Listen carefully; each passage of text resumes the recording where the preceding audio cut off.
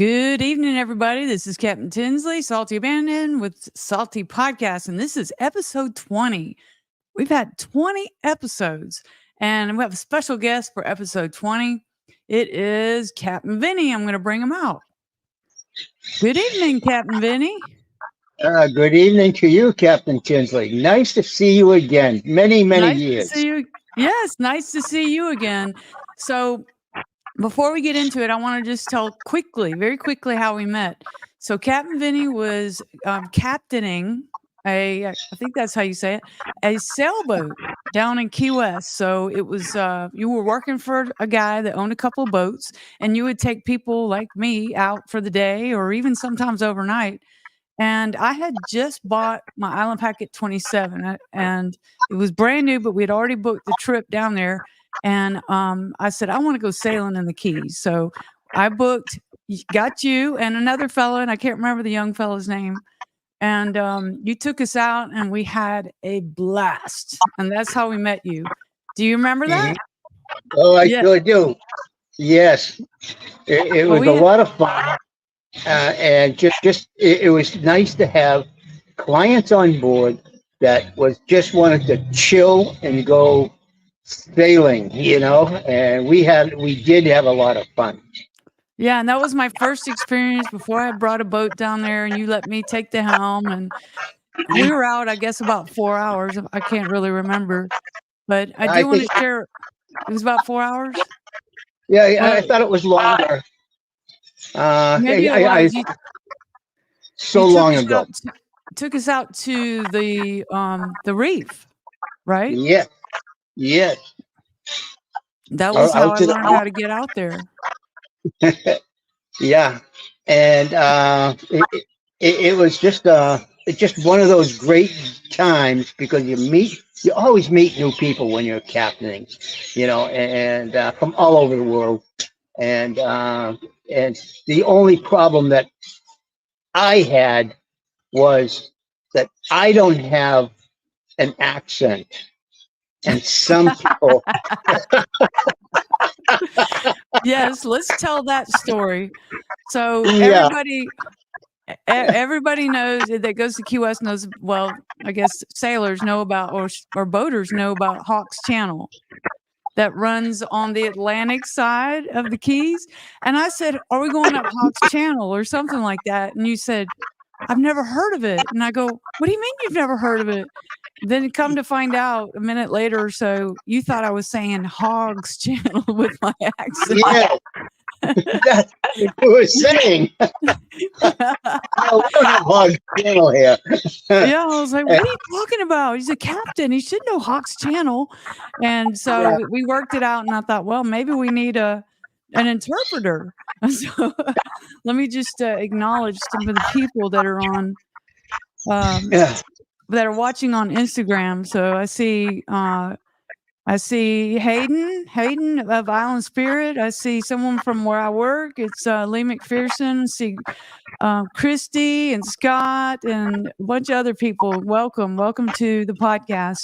And I hope you stay with us till the end. We have some good stuff coming. So let's also acknowledge that you're obviously not from Key West or Guatemala with that accent. Tell us where you're from. That's why I don't have an accent. I'm from Boston, Massachusetts. or nearby, right? You're nearby Boston. And born and raised there, sailed there for umpteen since I was 12 years old. I've been sailing in the Boston Harbor waters, and and how that happened was at 12 years old. Popular Mechanic magazine had an article about how to build your own dinghy. So I had to go out and buy the plywood, draw it out on the wood, and then I was cutting it by hand, and my next door neighbor was a carpenter. So he cut it, but I still put it together. I only lived a mile away from Quincy Bay. I made my own little trailer, and I dragged it down there, and I was rowing around Quincy Bay, and Richie Blakely had a little turnabout sailboat. He came sailing up to me and cracked right into me, held on to me, and he said, "I need crew. You for the Lifton Cup racing." And I said, "I don't know how to sail." And he said, "I'll teach you as we sail." And I said, "Okay." Well, I've been booked ever since that first time Wow. sailing. As Yeah. fate would have it. Yeah. And I've been broke ever since. Well, how did you end up in Key West? This was 2016 when I met you. Yeah, 2002. It was winter time, and I was owned my business, and it was cold. And so I told the crew, "Don't go to work. It's too cold and everything else." So I'm laying down on the couch. I picked up the computer and I started just for the heck of it, search for jobs. And then one window led me to another, to another. And next thing I know, I see that DOD, Department of Defense, is looking for construction people for Key West. That's me. Wow. Yes. And so I filled out the proper paperwork and everything else. And about 3 weeks later, I get an email saying, "Do you want to work here? You are well qualified, but it's very expensive." And I said, "Yeah, why not? I can do it." So I brought my boat down, which was an Evelyn 26 at the time. I brought that down on a trailer, and I worked for the naval base down there. Okay. But what was really nice is I kept my boat on their On the marina. base. Yeah. Yeah, $100 a month. Wow. Yeah, wow. That's a dream come true right there. Yeah, I said, "Oh, this is heaven," you know. So yeah. Well, Anybody watching this in the background, Vinnie are toucans and parrots right outside your patio right there. That's what we're hearing, right? Those aren't pets. Those are in the wild that hang out back there.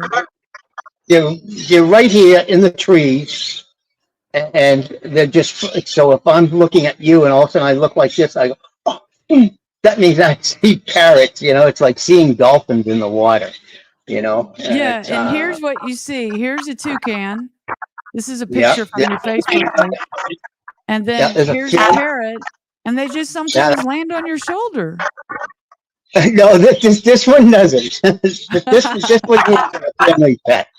Okay. Violet, she brought that up since a baby. It fell out of its nest. She saved it, rescued it, brought it to life, and all that kind of stuff. And it's been in her family, our family now for 6-7 years, I think. Okay, so we're going to talk about Guatemala, but first I have to introduce tonight's sponsor, which is me. Yeah. So I'm, in case you didn't know, I'm Tinsley Myrick Remax of Orange Beach, Alabama. So I sell Gulfront condos, Gulfront homes, and non-waterfront properties. I've been doing it a long time, very good at it. And I also have a real estate lifestyle podcast Thursday night live. So if you enjoy this podcast, please tune in at Getting Beachy Podcast on just about any social network. But you can come on over to YouTube or Facebook and you can make comments. So, all right, we got that out of the way. So that answers the question about where you're from, how long you've been sailing. And I guess I know you did different jobs just briefly, you did the DOD thing, and then I know you did the boat captaining thing on the sailboats, and then you also did the scouting boats, the Boy Scouts. Yes, right. 2 boats down there. One was a 80-foot schooner, and the other one was a 72-foot schooner. And they required to have 2 captains on board that knew how to sail those boats. So I was one of them, and greatest job in the world, teaching Wow. kids And this is the the cream of the crop of the Boy Scouts that come on these things, right? they were just so great, respectful. They had fun. We taught them the ecosystem of the Florida Keys, the reefs, how to sail a schooner, and what else? Being a pirate, you know. Oh. they, they they absolutely loved it. Absolutely loved it. So So because everybody they else. were the cream of the crop Boy Scouts, they were probably very well behaved, right? Oh yes, yes, Yeah. and it wasn't just the Boy Scouts. They also have a boat scouting program. So it was mixed co-ed, and that's when we had to split the boat up. You know, the females on Ah, the and chaperones were all around. You know, and all that there, and everything was so cool. It was very well, nice. that's interesting. I guess it'd have been harder to focus if you mixed them for those boys and Yeah, girls. yeah. And it's the best job I've ever had in my life. Is teaching Wow. some about the ecosystem of the Florida Keys and how sensitive it is. You know, Right. so Right. yeah. Okay. Well, so I know we skipped over a lot of stuff, but you have all the certifications. You're a captain. You've got the certification to teach sailing. So, Hmm. is there any credentials I've left out? Patty Dive Master. Okay, okay. Wow, you Uh, can do it all. yeah, If somebody hired yeah, you, you'd be an everything captain. right. And you know, it's. I was looking into that, and they want too much out of you. You know, Okay, gotta serve and drinks. no, no. Actually, you know, drive the boat, get the people ready, prepared for diving, and if I something see. arises, you know, it's like you have two choices. You save that person, or you get them back to port for professionals to save that person. You know, and I said, nah, that's too much responsibility at that Yeah. time. So I just said, no, that's okay. I'll just stick with either I'm a paddy dive master or else I'm going to be a captain. I don't want the dual job. Okay. Yeah, yeah. Isn't Well, they that always want? let's talk about how you got to Guatemala from Key West. How did that happen? Okay. All right. I started January 2020, very first week of January 2020. There's so many websites of crew needing to get out of wherever they're willing to help and all that. I'm thinking about going down to Panama, and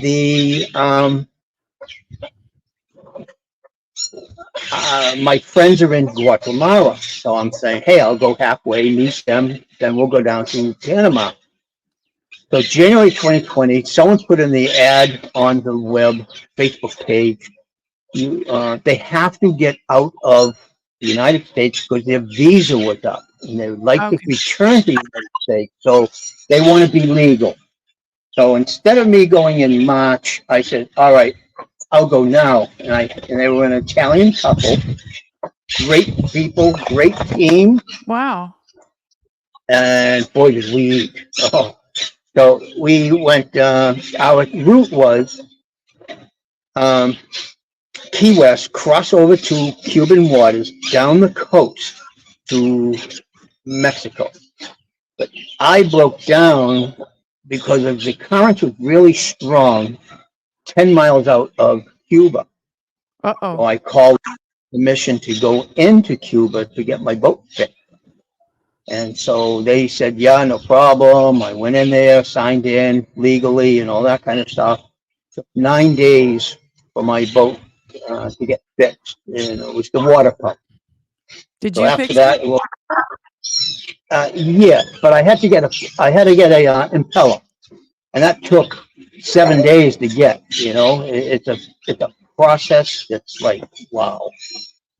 Don't want to do that again. So But they from had there, it there. They had it in Cuba? No, they had it in the United States. Oh, So somebody does Amazon ship had, there? yeah, one of those. I don't know. I don't know how it got from the United States to here, but it did, and it took 7 days. You know, so so then we went down to the west end of Cuba. Beautiful, gorgeous. I loved it, and went over to Mexico, to Isla, and then from there, Oh, Isla I Mujeres. yeah, Yeah. and then we just bounced port to port to port, all into little coves and everything else. It took us another 10, 12 days just to get out of Mexico. So you And mostly were so anchoring. we were doing both because I only have a 150-gallon water tank. Oh, okay. Yeah, so everything depends on my water. And if you go for any length of time, you got to say, okay, we're in saltwater showers, freshwater rinse off, you know, and so you really got to conserve that water. Sure. So when we knew the water was low, we'd say, well, we got to go into port, which we didn't mind. And we'd stay there for a couple of days if we need extra food or anything like that there, but we didn't. We had enough food for months. Wow. And then from there, we went to San Pedro, Belize. Ambergris Key.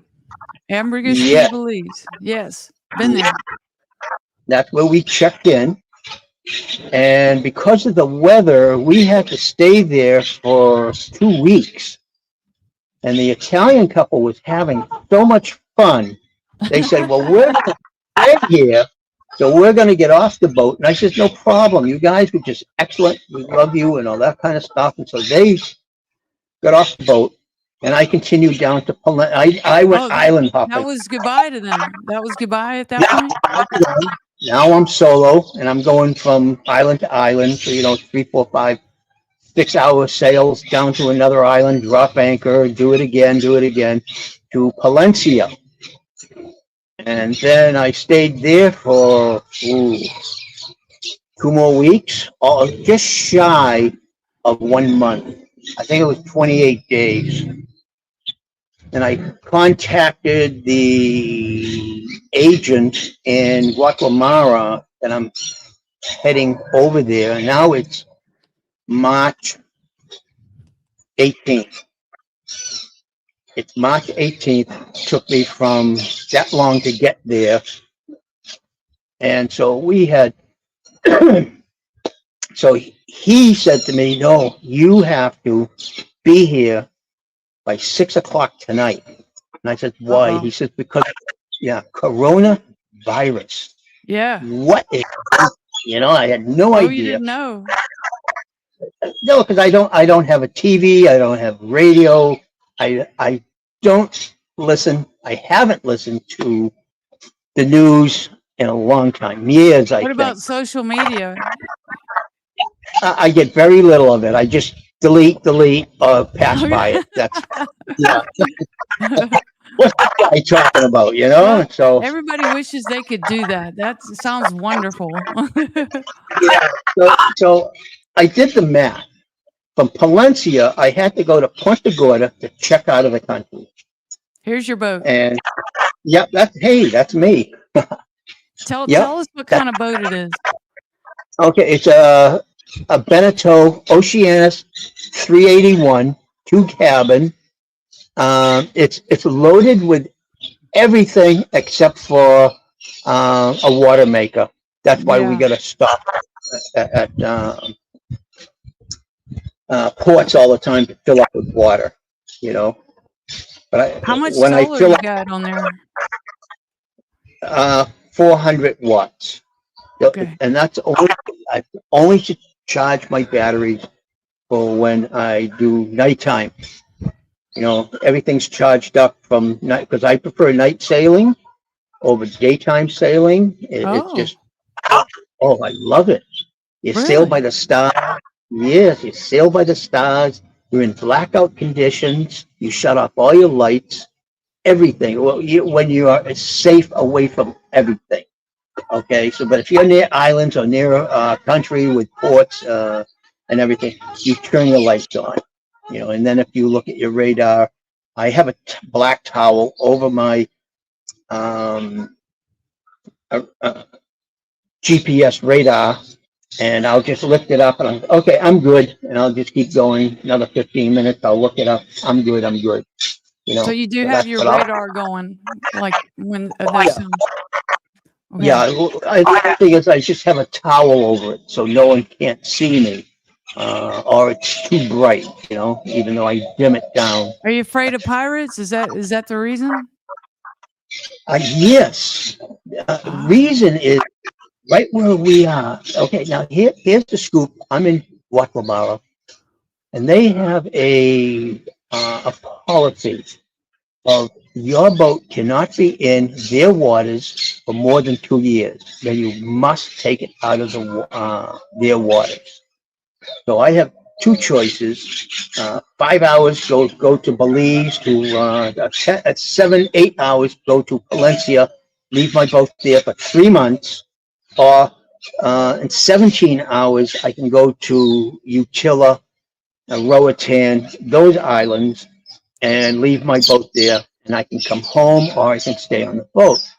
Well, 2 years ago, Elvira and we took the boat to Roatan, and after the 3 months, we went and got it. We came back, and so we decided what we're going to do. You do the math and everything else, and so I would be.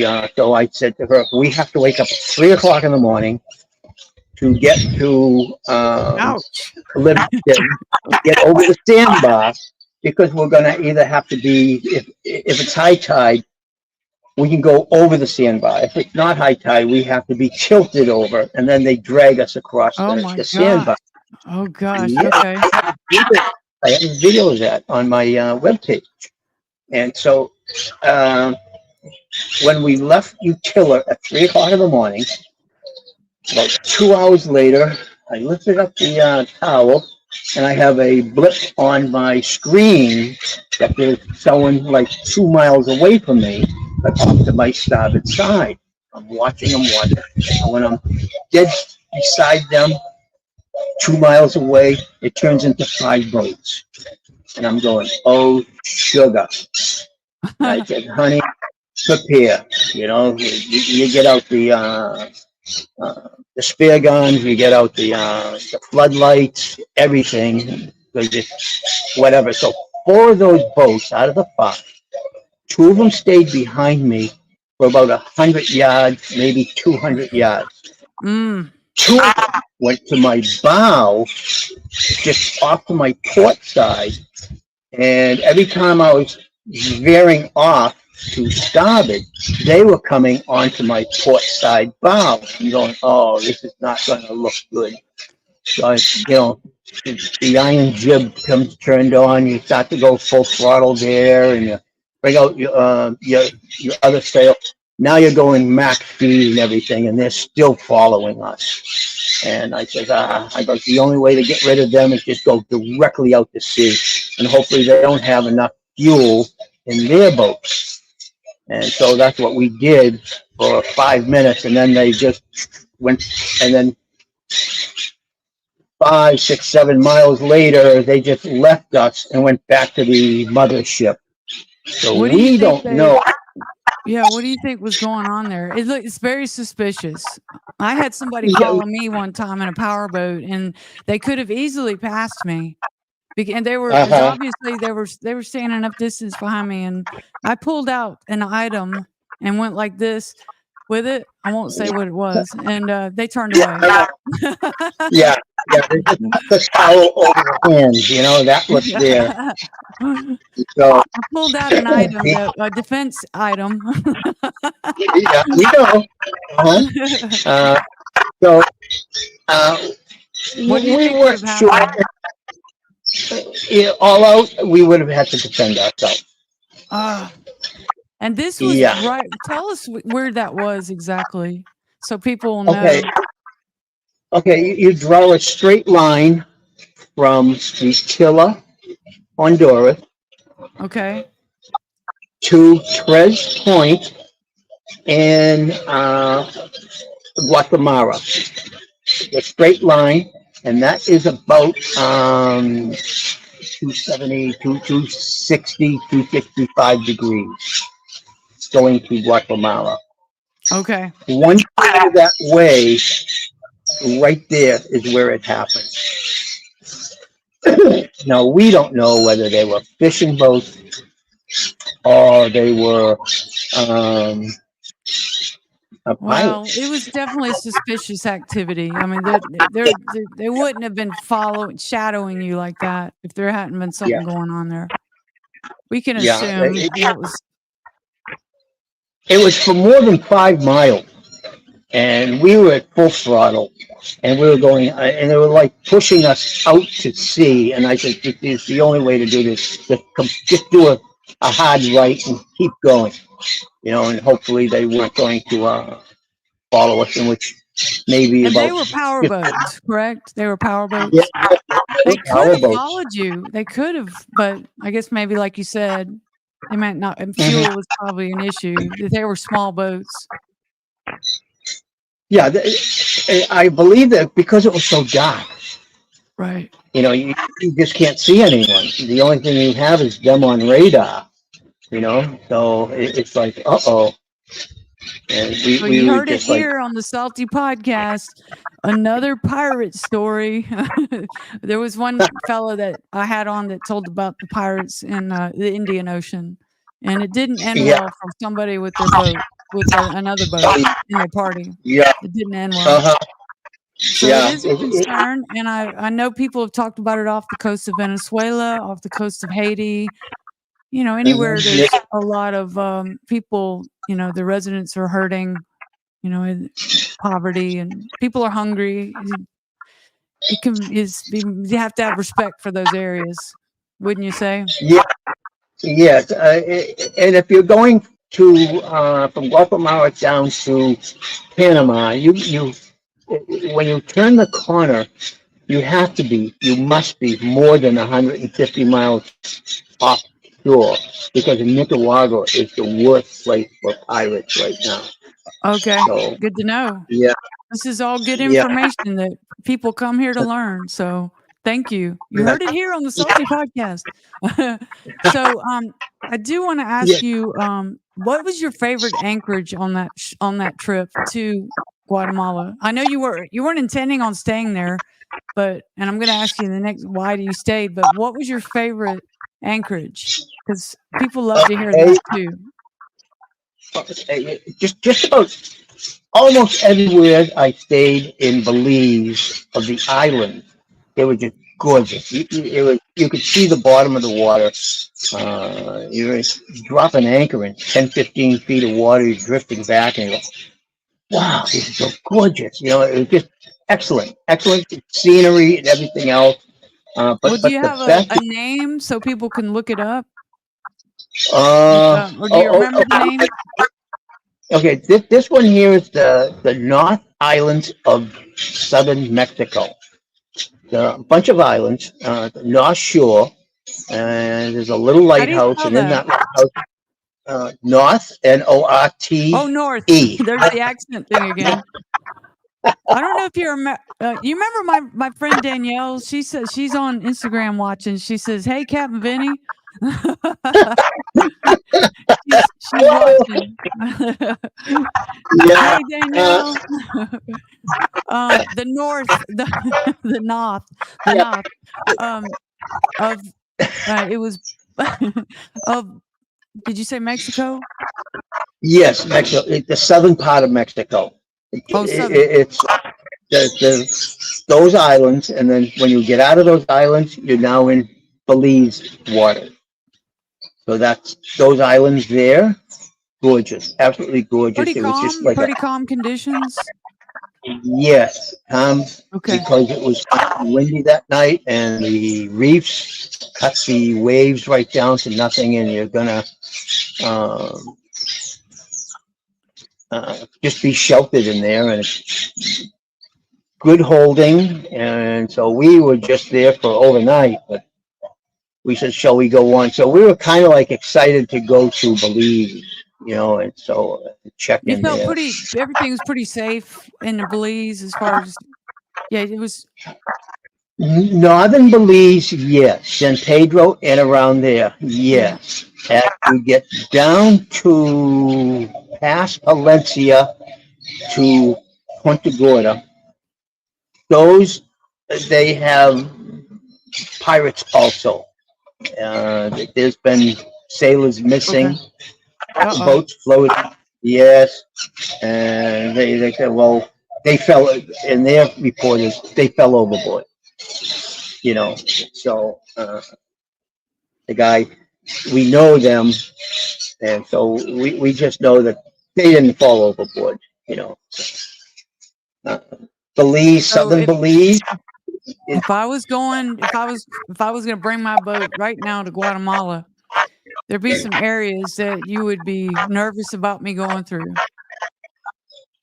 Yeah, that's if you're gonna come down, you go to Palencia. If you check out of there, then you can do daytime from Palencia down to Livingston, Guatemala. That's where you got to check into, and And that's you'd have Guatemala? Is yeah that Livingston, okay? yeah Livingston, and you'd have no problem whatsoever. So, Okay. but if you're going to do the San Pedro all the way down, that's 2.5 days. That's a long sail. Yeah, that's why I just did Yeah. island check. You did the more relaxing. So what made you stay in Guatemala? So what made me stay? Okay, the coronavirus. You didn't know what it was, Yeah. and I thought that was just gonna act by in a month. Me and my buddy in another sailboat were gonna buddy down to Panama. We know that that didn't happen. He had the Italian disease of Mafunzalo, so he had to go back home. And I said, "See you later. I'm going to stay here," thinking that it's going to get over with. And I now, think I remember you posting that you were stuck in the during the virus. What a great yeah, place to be stuck, I guess, right? we because we were gringos, foreigners, we had to ask permission to leave our boat and give them a reason. We ran out of food. We have to go to the food store. You can leave for 2 hours, and then you got to go back to your boat. Oh, And wow. yeah, the oh wow is right. And so that was our during that whole thing. Then you knew it was kind of serious when the Navy steps in and says, "No, you can't leave your boat until you know for only 2 hours to go get food." You go, "Oh man, this is brutal." So Boat we fever. just yeah. And so I was just what do I do? I run my drone up, bring it down. What else do I do for another 10 hours? Clean, clean the boat. What am I going to do now for another 9 hours? And I was just bored. So I left the boat dirty. And I put on the web, I need someone to clean my. This is like a month later. This was in April, mid-April. I said, I put on the web, I need someone to come and clean my boat. Well, I got 5 people to respond to it. The bottom of it, And, you mean? The bottom of the boat? no, inside. Oh, you hired Inside. somebody to come and clean? Yeah, You have a housekeeper for your boat, Vinny? yes, I did. I Life is did. pretty good for Captain Vinnie. It was cheap. Cheap. Living down here is cheap. Yeah, So, that's what I hear. yeah, at the time it was like 12 US dollars to clean my boat. Wow. 2020. Now it's like $50 to clean the boat. Whoa. Deep cleaning. Deep cleaning. This is taking everything out, washing, putting everything back in, you know? So, What else so did you have to do? You could clean your boat while you're I love it though. I love it. If I don't, Yeah, if I don't have to clean it, then I'm all for it. You know. yeah. So I had nothing to do, so that's why I put the ad in. And so I interviewed the 5 people online. It all went Google Translate, but they spoke Spanish, and I don't. So, and Elvira was one of them. And I says, okay, Oh, yes. And so I that's says, how you come and met. that's how we met. And Okay. then yeah. Then I says, okay, I'll see you next week. Clean the boat. And that went on for weeks. And then I started that. I goes, I'm going to get gutsy. I'll ask her out, and because they were loosening, 9 months later, they were loosening the restrictions. So I says, hey, what do you say we go out on a date? And, oh, no. 9 months later, she finally said yes to our first date. So this here's I'm going to show a picture of her. Here she Okay. is. She's Yeah. beautiful. Oh, thank you. I think she was on watching. I don't know if I think she's on there now. She's watching. So be careful what you Okay. say. Yeah, baby. So that was 2020. That was 4 years ago. So you stayed and then everything loosened up, but you just ended up just staying. Yeah, she had property with a small little 600 square foot shack. And she invited me over one day and she says, will you look at my corner of my house? And so I tore the sides off and there's nothing holding the house up except for the side. The termites ate it. I said, Oh, well, yeah. I goes, well, here's what I'll do. I'll get some pressure treated wood, put it up and put it on, and you'll be good to go. And when I took the siding off, the house was just ready to fall down. I'm going to build a house around it. So I built a 1,000 square foot house what? around it.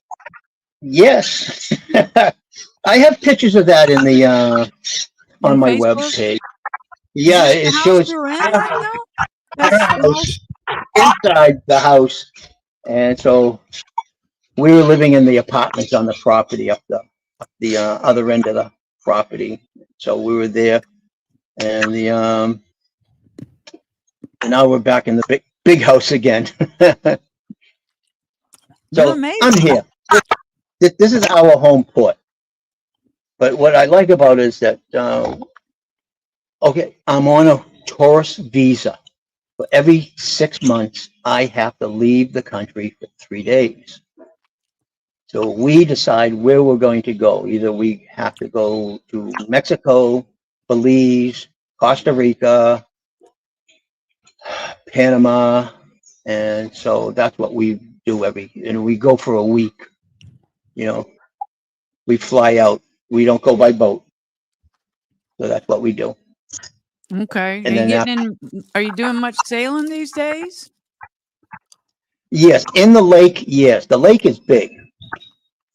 And there's you go to one end of the lake and we have friends there and we'll stay there for a couple of days and everything else and party with those guys or whatever. And then at the other end of the lake, there's a beautiful beach on the lake. So we go down that end when we have the kids and they have their kids and we'll just do a 1 day sail, early in the morning, leave, get down there, What's play. the name of the lake? Isabel, Lake Isabel, Isbal. Isabel.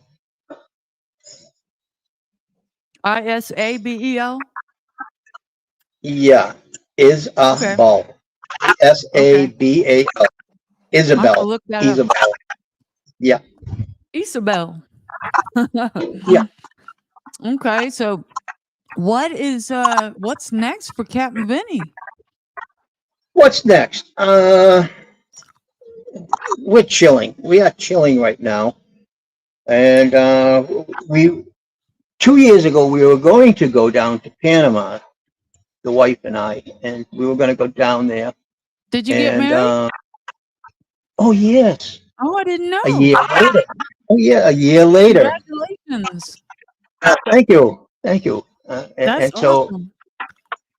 we were going to go down to Panama, and the boat broke down in Utila, and that took 2 weeks to fix because it was my alternator, and I have a Westerby, and in order to get that fixed was a major problem. And the guy who fixed it, he says, I can't fix it. I'm going, huh, now what? He goes, well, I can put in a generic alternator, but I wouldn't count on it that far. Very Utila important. to, yeah. And so I said, yeah, okay. So we turned around and we went back to Port, to home. And we have a great electrician. Uh, is it? Yeah, electrician, boat electrician. He took the generator, the alternator. I'm sorry, took the alternator and he corrected it. So now it's, Oh, yeah. he So now it's fixed like, it. yes. What do you know the ampage on it? Yeah. He What is? just, he knows his stuff. Yeah, So, because I replaced mine when I got all my lithium batteries and solar power and everything. My alternator, which was like 35, is it amps? It was insufficient, so I upgraded to like a 90 or an 80 or Balmar. So, and yeah. Okay. I don't know much about them, but I hire people that know. Yeah. Oh, yeah. Tell me what I need. Tell me what I need. If I can't find it, I'm going to hire you. That's the way for me. Yeah. Uh, when it comes to taking it, if I to exchange it one for one, I can do that. But for me to take an alternator apart and get the diode and what you need inside there, forget about it. I don't know. Hire somebody. So this was somebody Yeah. in Guatemala. Oh yes. This place, a lot of people, a lot of old salts come here and Oh, retire here because it's cheap. I'm, right. I'm paying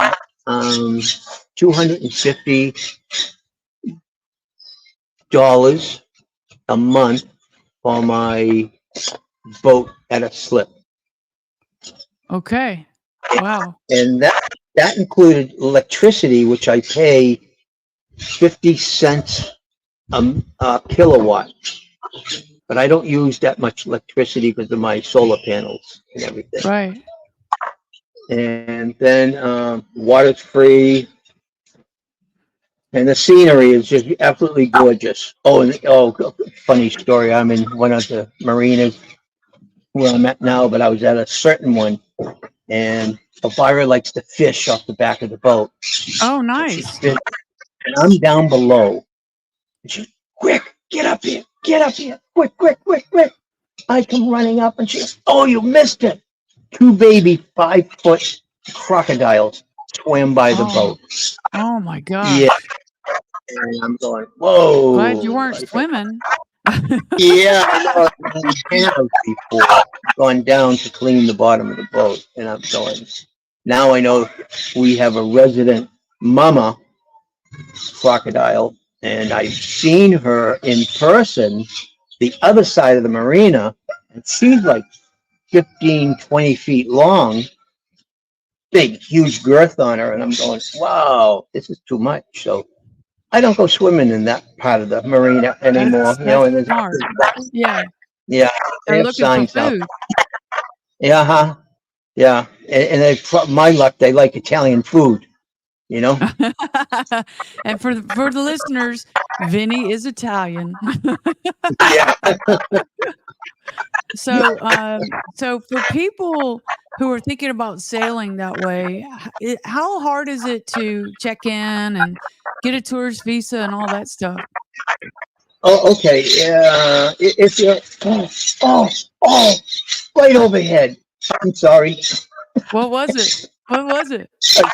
The parrots. There were like 15 of them. Oh, there was just, didn't you Give hear them? give us a Yeah. shot. Yeah, I heard it. Well, give us a shot of the. Can you move the camera? I want people to see your backyard. Look at that. And the trees are full of them. Can't really see it on the camera because they're small, but I saw them Yeah. earlier. That's gorgeous. You're a lucky man, Captain Vinnie. Thank you. There we go. So getting into the country, staying. We already know that on a tourist visa, every 2 years you have to leave for the boat has to leave for 3 months. Every country is different. Right. Belize, Mexico, Bahamas. I've been to the Bahamas, and that's 1 year. Up to 1 year, I believe. And anyways, if you're going to go in, the best thing to do is go on their websites, Immigration of Guatemala, and they will tell you everything you need to know. And what is most important is to have copies of everything. You have your multiple copies of your registration, documentation, your the passports, because they ask for them, and then also Guatemala will ask for copies of your dinghy, the serial number of your dinghy, Oh. your serial number of your dinghy motor, and the serial number of your motor of your boat. Because people like to steal dinghies and dinghy motors, right? Well, that, and they want to know if you are going to be, selling that motor. People, excuse me, people bring that stuff down and sell it, and that way now you're transporting goods that you didn't declare, and so, or you did declare it, now you've sold it, and you can actually get in trouble with it. So if you bring down goods with the intention of selling, you have to pay tax? Or what? Yeah, to avoid taxes. Okay. All right. Yeah, because Lots it's hefty. Yeah. The tax is very hefty. So going into the country, once you find out what you've got to know is like weapons, if you're going to bring them. Like for instance, in Mexico, they will take your weapon away. You declare it, they will take it away with your ammunition, and they will say how long you're going to stay here and what's your last port you're going to check out in. And you say, okay, Ventura, I'm going to leave out of Port Ventura. They will take that weapon, ship it down there, and when you leave the country, they will then give you your weapon back. And that works? That actually happens? Yes, that actually happens. Wow. Yeah. and, do you have to grease the palm to make sure it happens? No, you don't, because you have paperwork saying you've handed your weapon over. Okay. Do you grease the palm? No, if it doesn't show up there, they have to produce your weapon, serial numbers, everything. But you're avoiding the question about greasing the palm. Dominican Republic. I will not sail there anymore. You got to grease a lot of palms there, huh? Yeah, to get out of the country, not to get into it. To get out of that country. Yes, I was in Dominican Republic. We were coming home because I did damage to my boat, and it was cheaper for me to bring the boat home to have it fixed in Key West than it was to have it done in the islands down there. Wow. Puerto Rico, 2,000. The Virgin Islands wanted 2,500. I'm going, are you kidding me? So I called up my guy in Key West and I showed him pictures of my keel that was broken. And he says, $900. I said, I'll be there in 10 days, So anyways, I made a stop into Sumatra, Dominican Republic. I was there for 2 days. And so when it was time to leave, the FBI agent came up to me and asked me, he says, I saw you talking to a man what were you talking about? And I said, well, he wanted he wanted a ride out of the country to go to Puerto Rico. And that was my next stop. And so no, it was over to, I'm going to Bahama Islands, the Ragged Islands. I was going over there next. And this is you were in the Dominican Republic when this happened. Yeah, and the FBI says, well, what did you say to him? I says, well, give me your passport and I'll put you on. He goes, I don't have a passport. I go, sorry, I'm legal. I'm not doing it. And so the FBI agent said, good. It was the FBI? Yes. What were they doing? Dominican the Dominican Republic has an FBI. Oh, okay. All these countries have FBI. It's called FBI. Who knew? You heard it here on the Salty Podcast. Okay, so they were like, who are you talking to? But you said, I told them no. Yeah, and they said, good. So the next day, as I'm ready to leave, I'm ready to check out of the Marina. It went Marina, Immigration, Customs, Health Department, Navy, FBI. He was there to make sure no one was on my boat. And so the Marina says, okay, that would be X amount of dollars and $20 cash.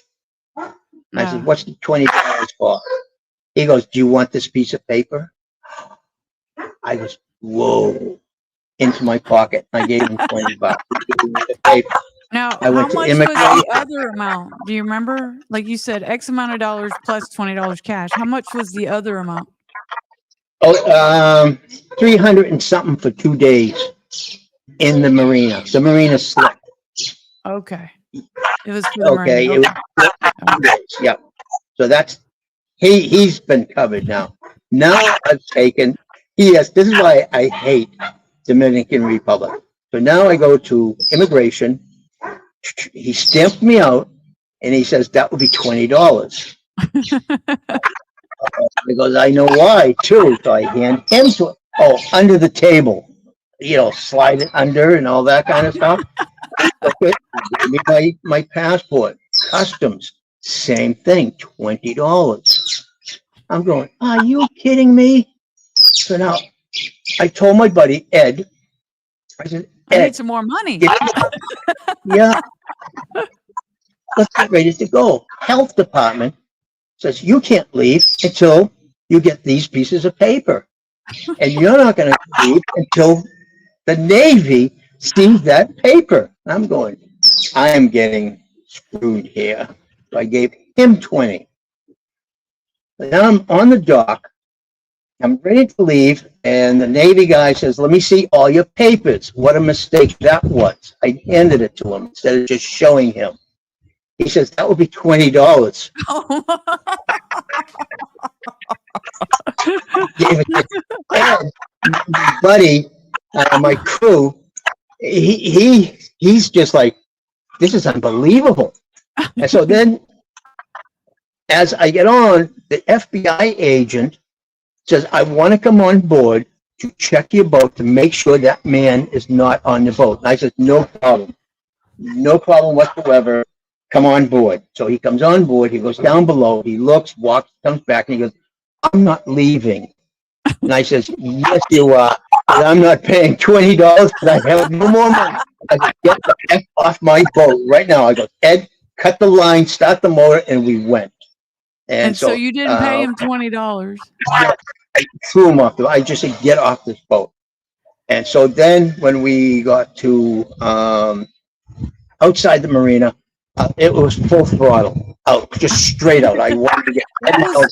$80? And was it 80 or 100 by the time you were done? It was 100, and that's all I had. I had no more money to begin with, after that. So then my buddy Ed, he says, you have as big as this. And I said, wow. I goes, well, let me tell you, I go, first, I have no money. And I said, second, I just don't believe in this. I says, I says, we're never coming back to Dominican Republic. And that's the worst time I've ever had in You Dominican heard it here Republic. on the Salty Podcast. Did you say to that Yeah. FBI guy, "Hey, I've already been paying all these other people"? Did you not bring that up? No, I did not. I just said, get the F off my boat. I'm not Yeah. giving you anything. And that's it. Period. You know? Good for you. And Well, I've heard of that happening in like the South Pacific and people having trouble checking out and just nightmarish situations. If somebody gets mad at you or something, they can just do whatever they want and not give you the proper paperwork and everything. and to get onto this story a little bit further down the road, we went to the Ragged Islands. And when we got to the Ragged Islands, we stayed because when we did the math, we says from this island, we'll go to K-Cell Islands, stay there for a couple of hours, and then go over to Key West. So I the said, Ragged we're in Islands are part of the Bahamas? Bahama Islands. We've already Okay. checked out, so it's legal because we're looking for safe havenage. And so we're anchored about a mile away from the island. It was dead Okay. calm that night. We had And that's no allowed, right? Yes, that is allowed. And so Okay, good to know. I'm down below, and Ed yells down, "Hey, there's a boat approaching." And I'm going, "Oh, Pirates now." I come up, and there's a Navy guy in a Navy suit, Bahama Navy, and a fisherman. And he says, "Good evening." And I said, "Yeah, good evening." And I said, "Can I help you?" And he said, "Why are you anchored so far out?" And I said, "Because we are going to check out and go to Key." We didn't mention K-Cell. We're going to go to Key West tomorrow morning. Tomorrow morning, we're going to leave at 5 o'clock in the morning before the sun rises. And he says, "But why?" And I said, "Why didn't you come closer?" I said, "Because it saves me a half an hour of driving time." I said, "We're doing this all by math." He goes, "I want to come aboard and check your boat out." I said, "Before you come on board, give me your identification, and because I don't know who you are, you could be fake for all I care." And I says, so he handed me his ID. I went down below. I put on like the radio, like I'm talking to somebody and taking pictures. I'm see this. And I come back. I goes, "Yeah, you're legit." He goes, "Yeah, I am legit." And so I said, "Okay." I said, "You can come on board, but the fisherman doesn't touch my boat one bit." And he says, "No problem. I understand." So he hopped off, got on, and he says, "I want to see your papers." So I showed him my papers, and he then says, "I want to go down and inspect your boat." Now, here we are, 5 days into our sail, and it's a mess. It is just a mess. And so he went down there and he says, "Are you running drugs or guns?" I said, "What?" Oh He my says, God. "Are you running drugs?" And I said, "Neither." He says, "I'm going to inspect the boat." He tore my boat apart. He lifted everything. He just went into he wanted my flashlight. I go, "Sorry, no batteries." And he's just looking. Oh, you got to outthink these people, And so they're checking out. This guy tore my boat apart, and he kept saying, "You're running drugs or doing guns." He says, "It's one of them." He says, "I just know you are," and he's pointing his finger at me. And I said, "I got bullshit." And I said, "If you find any guns or drugs, it's because you put them there, not me." And he didn't like that. And he's okay. He goes topside, calls the guy over, the fisherman over, picks him up, and as he's driving away, he's just pointing. He's, "I know you are running drugs or guns. Why? I know you are." I know. And I just didn't say a word after that. Off he went. 5 o'clock in the morning, we haul up anchor and we're gone. So Was he like only looking time for you to offer him money? You think? I don't know. but I wasn't going to give anything. I had it with Dominican Republic. This guy here really ticked me off and everything else, and so I mean, I you was just just like, don't look like a drug runner, Vinny. I'm sorry. Oh. yeah, no, Well, so just to be clear, you did yeah, not check into the country, but that's okay, right? Because yeah. you were a mile Looking for off, safe no, haven. you can, yeah, you can actually pull right up as close as you want, but you're going to call in and report. You're going to say, Port Captain of Ragged Okay, Islands, okay, anchor, but I was a mile away. I know my okay. radio couldn't hit that far, so, and every time 10 miles before I get into a country, I report it. I said, turtle speed, this is turtle speed. I'm 10 miles out. I'm going to pass through your waters. And I've never had an answer or anything like it, but I do everything legal. So in case they say, well, you're trying to sneak into the country, and I said, no, no, no, no, no. I already tried calling in 3 times and no one's answered me or something like that there, Is there you a know. way for them to check that? No, there isn't because I'm on VHF radio unless their radios are on a ship where there's every time something records it. I don't know. I really Okay. don't know. This is third world countries. Yeah, yeah. I took my boat to the Bahamas too, and there's some it's great if you have a problem, the wheels move really slow.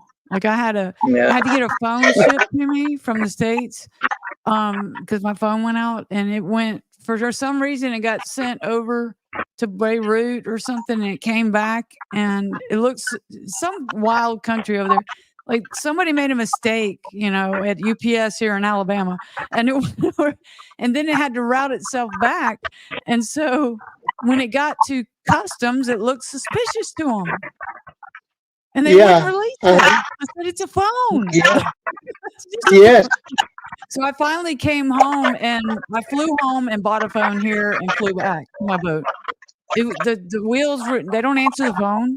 You know, you yeah. call it'll just ring. So I mean, Similar.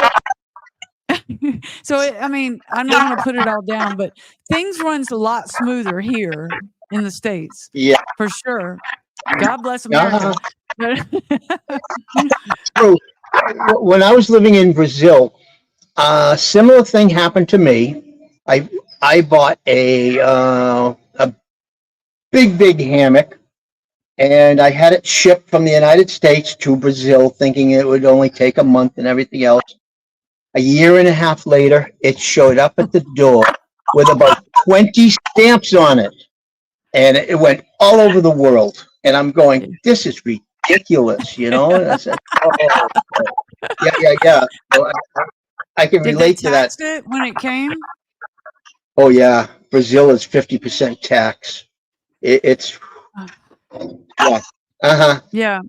I heard that somebody that went to Costa Rica, I think, to retire, they shipped a car and the tax was more than the car what was worth. And the guy said, forget it, I'm not living here. So he went back home.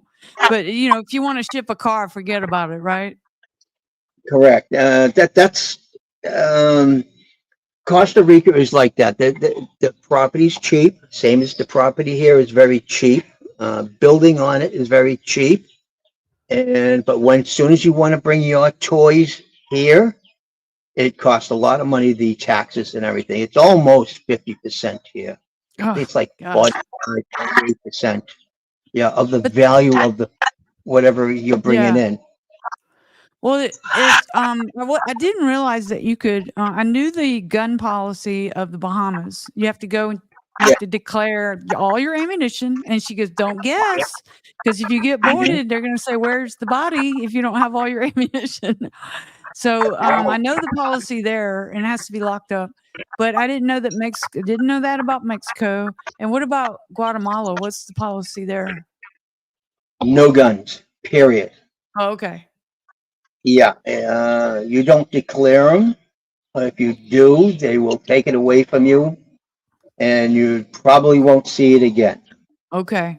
This is what I've been told, from people that's been here, they say you just don't declare it or you just don't bring one because if you do, you're in a lot of trouble if you get caught with it. And if you're in any country, you're in a lot of trouble if you don't declare it.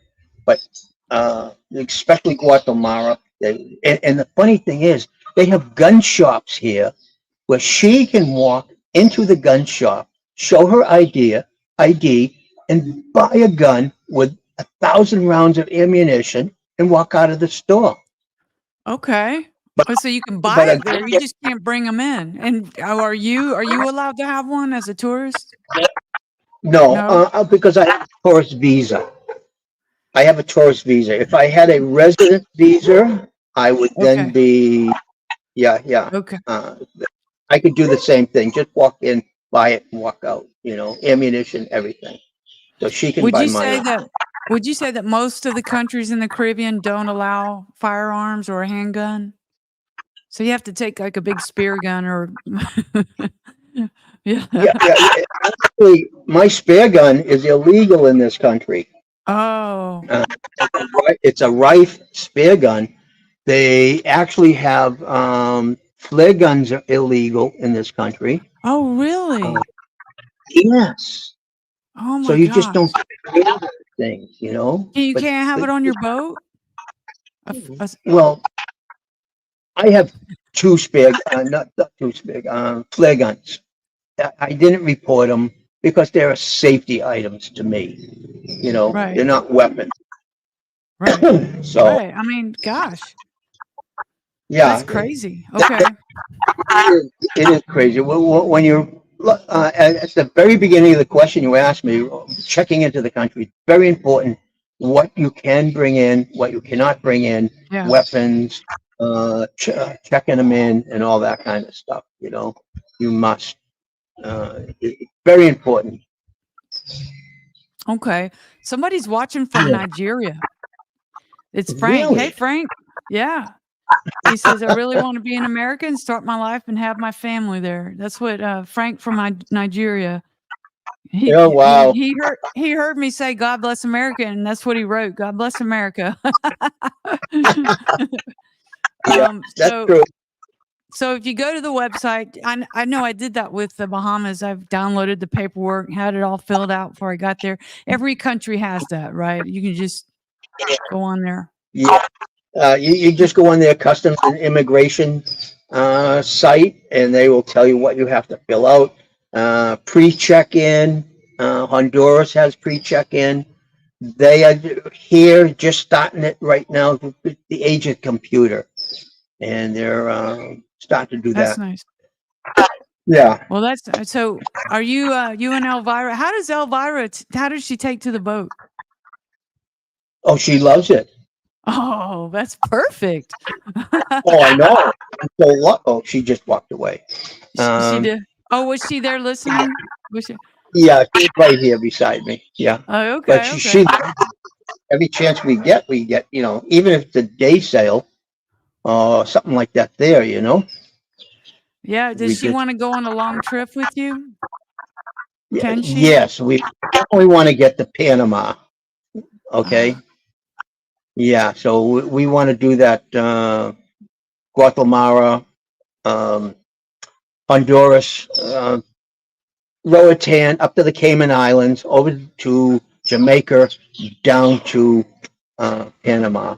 Do that loop to stay 150 miles away from Nicaragua. yeah. And what about Venezuela? Is that's kind of a tough area to be around right now too. Like, do you Uh want huh. to go to the ABC Islands and the Eastern Caribbean? Do you want to do any of those islands? Yes. Uh, we got to wait for the kids to get out of school. Oh, okay. So, All right. How long is that yeah, going to be? 2 more years. Oh, that's not bad. That ain't bad at all. 2 more years. So Do we're you have time lucky. to get that water maker? Uh, yeah, I'm still thinking about that. Well, last week I had the yacht riggers out of St. Pete on, and they actually sell the Rain Man. And they come in, little portable ones up to, I guess you call them module where they install them. So there's all Hmm. kinds of affordable options. I know they're still expensive, but Yeah. because some of these countries Yeah. they charge for water, right? Yeah. A lot of the Bahama Islands were selling it for 5 cents a gallon. Mm-hmm. Turk and Caicos were selling. I did a lot of anchoring in Turk and Caicos. So That's I beautiful only. water there. Oh, I know. We had Turk and Caicos. No, their water was free, I believe. I'm not really. No. Oh no, they shipped it in by truck. Yeah, because Yes. a lot of the islands don't have fresh water, and so you could actually if you have a water maker, you can barter with it with other cruisers. Say, "Hey, give me a Yes. six-pack of beer, I'll give you some water." Yeah. Yes. Caicos, the Caicos Islands where we went into a slip, they were selling it also. But it was a truck come down in a big plastic container, and they say, "How Yeah. much you need?" I got 50 gallons. So they filled me up, Woo! How much was that? 50 gallons. 5 cents, 5 cents a gallon, I think they were selling because it was in with the slip and everything else. I just, yeah, that's good. Here's my credit card. Yeah. I remember as Now you know. soon as I got to the Bahamas, they had a meter going on the water. And the Yes. electricity, wasn't it? And the electricity? Yep. Yes. The electricity is always expensive. Uh, the worst one, Andros Islands, $100 a day for electricity. Where was that? Andros Islands, Andros. Andros in the Bahamas. Yes. Oh my gosh. Oh my Yes. god. I was taken back when I got that bill, and then we were there for 5 days. So I was going, oh yeah, Well, yeah. I thought it was $100 for the 5 days, and she was, no, it's $100 a day. I went, you're kidding me. that So hurts the sailing budget. So what are all the islands that you've been to? Or all the okay, countries? all right. I lived in Rio de Janeiro, Brazil, and I had a powerboat there, but all my friends had sailboats, so we bought it off all the time where we're going to go and everything. So um, sailed the islands down in Rio de Janeiro. Lots of them down there. Beautiful, gorgeous. Now let's start coming back up. And it was naturally the Bahamas, Turk and Caicos, um, uh, uh, uh, Dominican Dominican, Republic, yeah, Puerto Rico, down Puerto Rico, then over to the Virgin Spanish Islands. Virgin Islands, and then Spanish the Virgin American, Islands. yeah, Puerto Okay. Rico, the West End, no, the East End, Okay. 20 miles. Okay, you look at the St. Thomas Islands, Yeah. Virgin Yeah. Islands. Now go 20 miles north, and you're going to see the Spanish Virgin Islands. Ah, okay. I didn't know. Gorgeous, absolutely gorgeous, because there's very little building or construction on it. Okay, because and all the moorings are free. Okay. Oh my. Well, can we go back to the Mona Passage? What was that like? Um, for me, it was very calm. I know where you're talking over to from Dominican Republic Dominican to Republic to Puerto Rico. That's a big deal it, for people mentally. Like first it would be like going across the Gulf Stream. That's a big deal. And then the Mona Passage is a big deal. it was nothing actually. We did it at nighttime, full sail. Just we kept going, and it was just beautiful. Well, Yeah, it's we where the Atlantic and the Caribbean Sea come together. So it can be yes, rough. yes, and by chance and by luck, we didn't have any problem whatsoever. You know, Nice. Wow. and when we dropped anchor was crash boat crash beach. That Where's was the that? Puerto Rico. Oh, When you go across, yes, and okay. in the that was gorgeous. Wow. And Yeah. so that, Everything's yeah, beautiful down there. yeah. So you went to the U.S. Virgin Islands. Did you go to the British Virgin Islands? Because my boat was broken. Oh My yeah, yeah. keel, yeah, so How did you that's break like, your boat? Did you hit a reef or something? I was in the Turk and Caicos. No, I'm trying to think how I got Bahama Islands, going over the Turk and Caicos, and there's a passage where there's 20 feet of water. And so that means it's 15 feet of water under my keel. Mm. You got a I was 5-foot keel. Wow. 5'4", so 5 foot, yeah. And so we are full sail, 18, 20 knots of wind, and we're doing hull speed. It's beautiful and everything. And you know, the boat's pumping. And you're going, oh, this is life. This is beautiful. Yeah. Yeah, until you hit that rock, you know. We hit a rock and we bounced off of it. Thank goodness we bounced off, because if we went over it, it would have taken my rudder right off. And so I put a crack in my keel in it, because I have a cast iron keel. It put a Yeah. crack in it.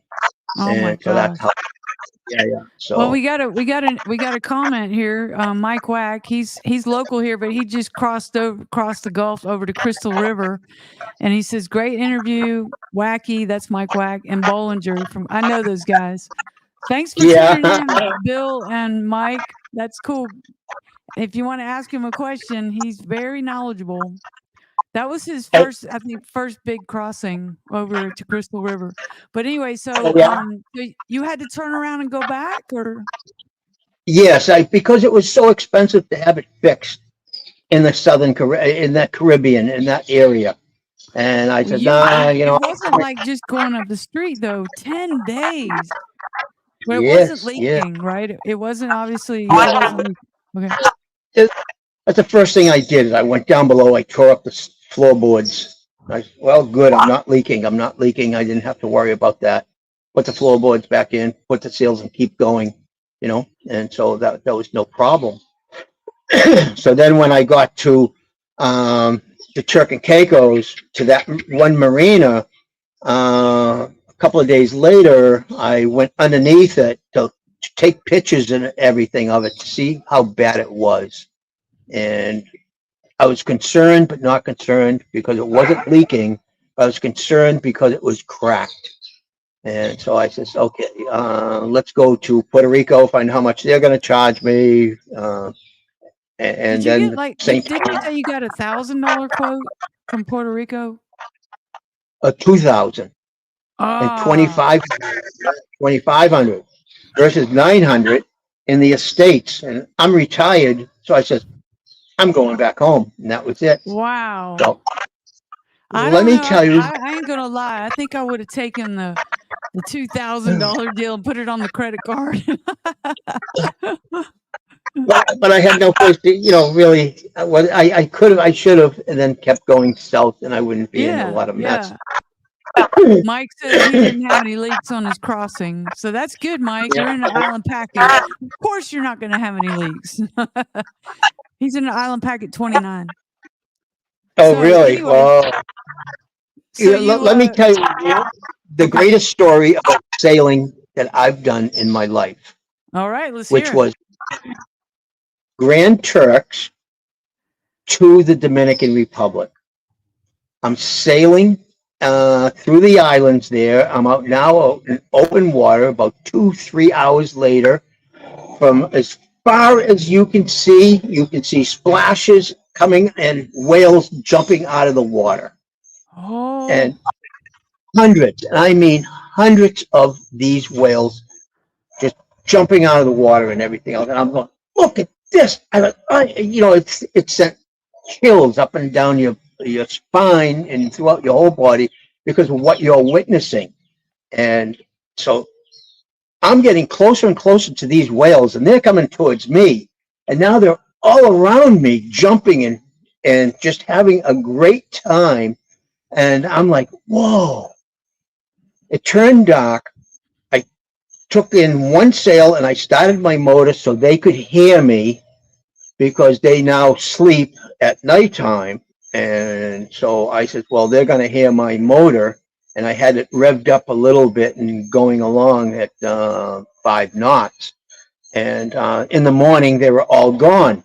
And I'm going, what a sight this was. Hundreds and hundreds of whales all around me, jumping on, I didn't breaching. even know there were whales in that area. It was whale. And when I got to Dominican Republic into customs, and I said, we had the greatest experience of the whale. He goes, yes. He says, that is the whale migrating season, and they come up. And I said, wow. It was on my birthday, March 14th. And I'm saying to myself, the greatest birthday present in the whole world, Better ever. than dolphins, seeing a bunch of dolphins, better than that? Because it was so rare.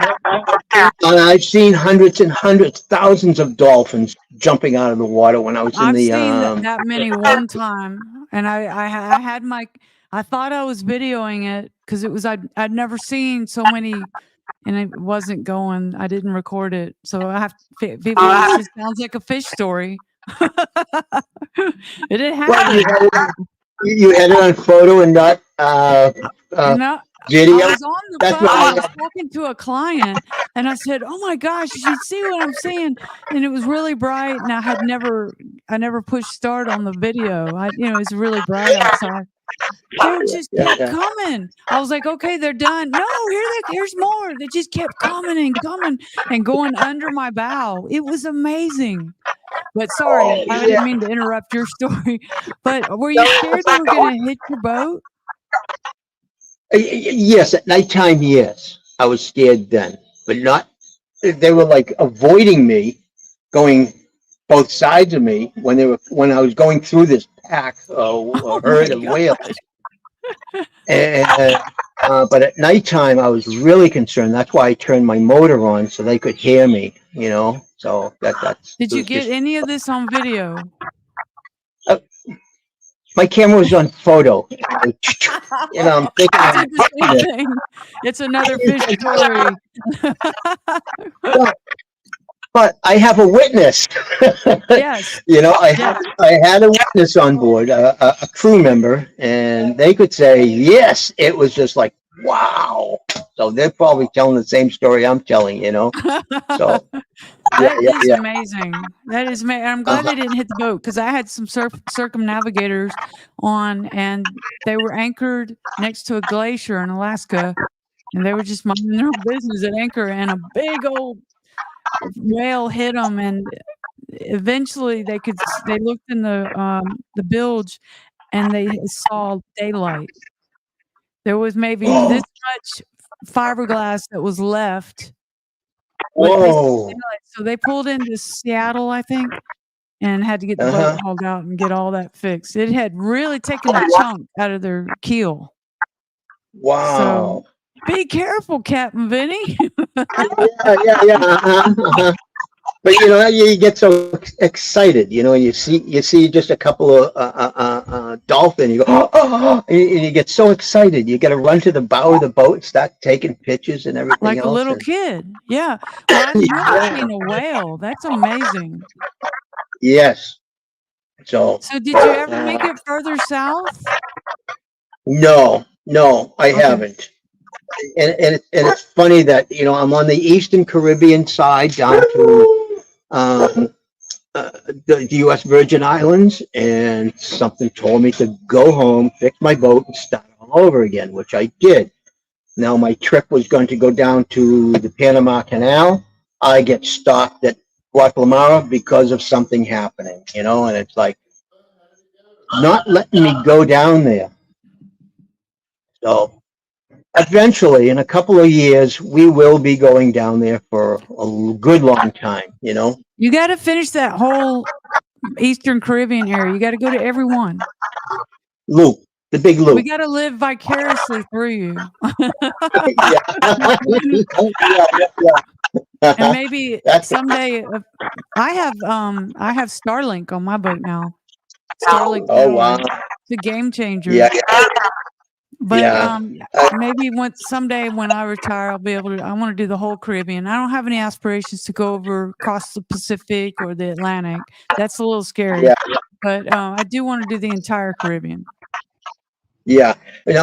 What I really wanted to do was go through the Panama Canal, go down to Ecuador, and be on the equator, turn around, come back, go up towards Costa Rica, turn around, come back 3, 4, 5 months later, and go back into the Caribbean, go to the ABCs, and then come back up to the back that way. That was I my wouldn't original mind going plan. to Baja. Oh, California. Oh, yeah, that would be nice. Oh, yes, and to Mexico. Yes. Yeah, that would be. That's if I was going to go through. I do want to go through the Panama Canal, but I want to go up there and hang out in Baja. I mean, that's just.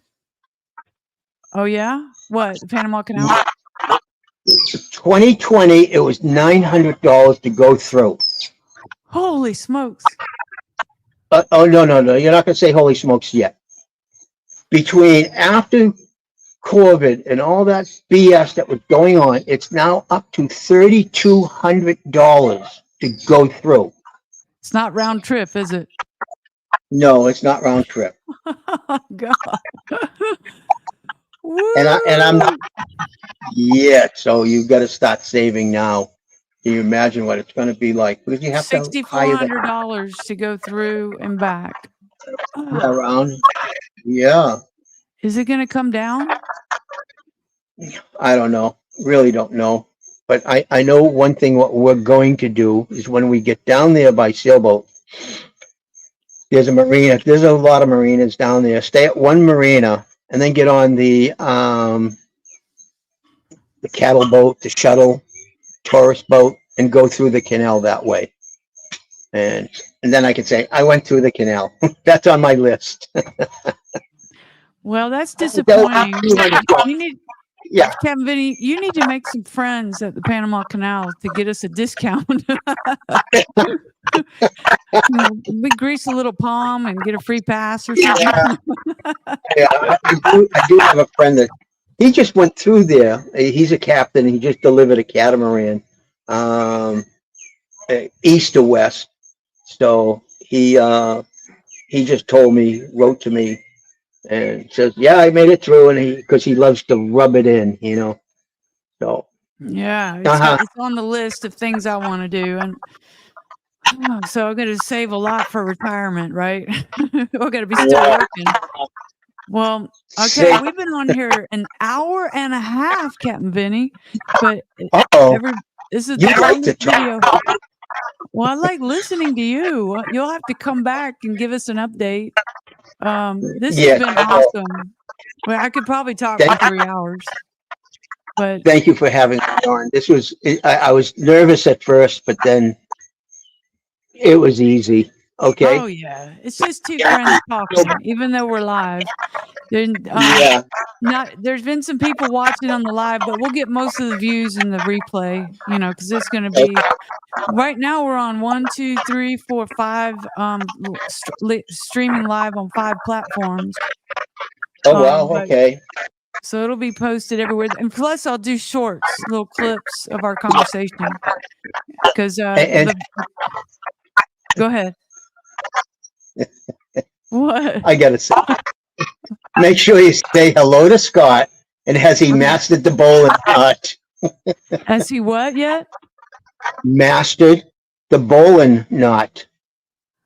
Oh yeah, that's a great video of him you teaching him how to do the bowling. That's a I'll have to repost that video because you were like the rabbit goes through the hole and he kept trying to do it. Hey Scott, you remember when he was trying to teach you the bowling knot? He remembers, yeah. He said, yeah. We were laughing so hard we couldn't do it. That was the funniest video that I ever posted. We have had fun. All right, okay. Vinnie, we'll stay in touch. And thank you so much. Yeah. And let's see, the way I like to leave with a with the video if I can find it and say I end it with salty abandon out.